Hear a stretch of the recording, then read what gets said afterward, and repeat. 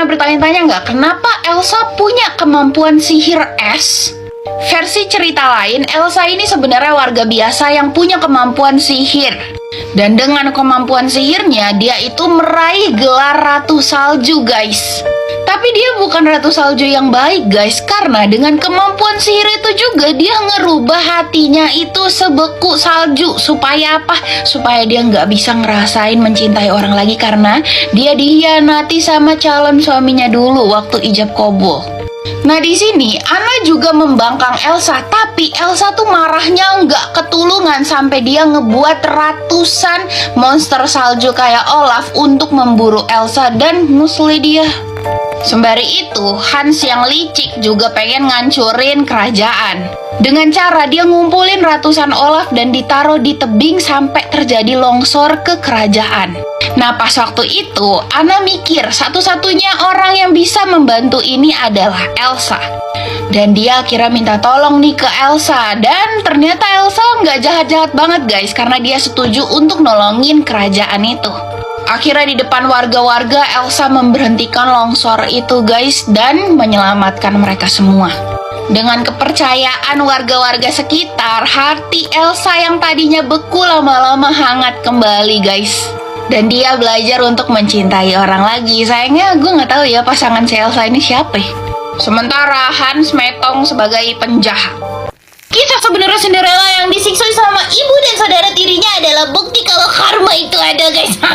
Nah di kisah sebenarnya Cinderella ini dia nggak punya ibu peri yang jadiin dia cantik guys. Tapi dia punya burung ajaib yang ada di makam ibunya yang kalau dia minta apa aja dikasih tuh. Nah waktu ada hajatan kerajaan, Cinderella bukan nggak boleh pergi aja tuh, tapi dia nggak punya baju bagus, jadilah tuh dia mewek di makam ibunya. Dan disinilah burung-burung ajaib ini ngasih Cinderella gaun dan sepatu yang terbuat dari emas guys. Yup, emas bukan kaca. Nah skip nih, waktu Cinderella kehilangan sepatu emasnya di kerajaan nih, si pangeran yang udah kesemsem tuh sama Cinderella akhirnya malah nyuruh satu perempuan di kerajaan itu nyobain tuh sepatu. Bukannya nyewa anjing pelacak ya, agak ribet nih. Nah waktu rumah Cinderella gilirannya di sini nih yang serem banget. Pertama kan dicobain sama salah satu saudara tirinya nih. Pas dicobain jempolnya kegedean guys, sama ibu tirinya malah disuruh potong, dikasih tuh gunting. Yup, akhirnya dipotong dan muat tuh. Si pangeran percaya nih akhirnya, oh ini si Cinderella. Dibawalah tuh dia ke istana. Tapi pas di jalan burung ajaib Cinderella ini ngasih tahu ke pangeran buat ngecek lagi.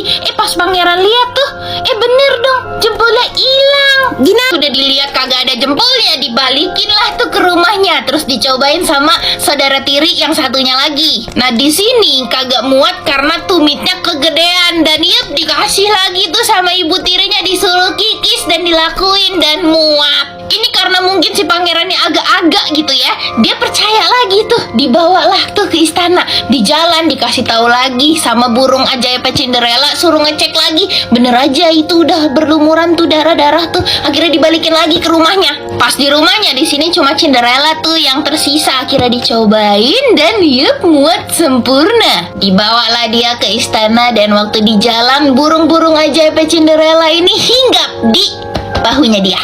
Nah sebelum pernikahannya Cinderella, saudara dan ibu tirinya itu datang nih pengen minta maaf sama Cinderella. Tipis-tipis juga mau manfaatin Cinderella karena bentar lagi dia jadi ratu.